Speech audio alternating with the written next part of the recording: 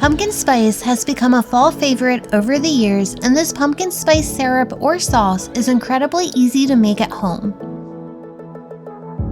This pumpkin spice recipe can be thinned out to make a syrup or can make a thick sauce, both which are perfect to add to coffees, lattes, yogurts, ice cream, and so many other treats.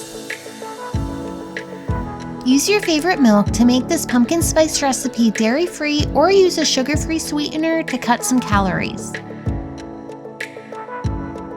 Welcome back, or if you're new here, my name is Kate and this is Bake That.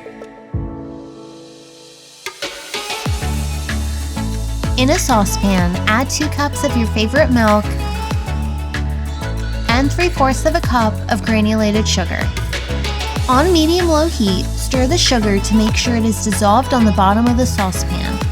Turn the heat down to low and let simmer for about 30 minutes, stirring frequently. The mixture will start to thicken up and have a creamy tan color.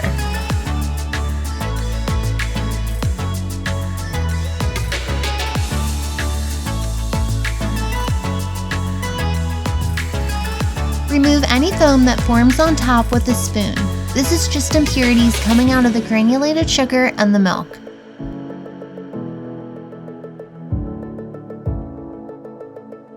Add 1½ tablespoons of pumpkin pie spice, 1/8 teaspoon of ground cloves, and 1/2 cup of pumpkin puree.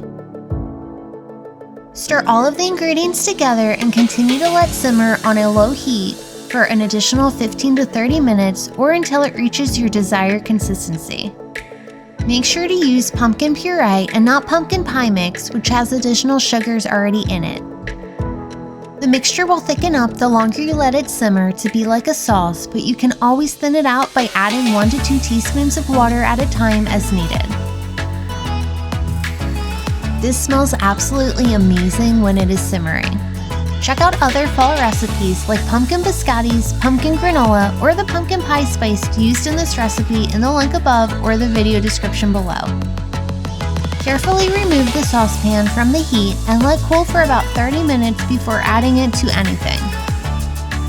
Store this pumpkin syrup in the refrigerator for up to 1 week in a tightly sealed container.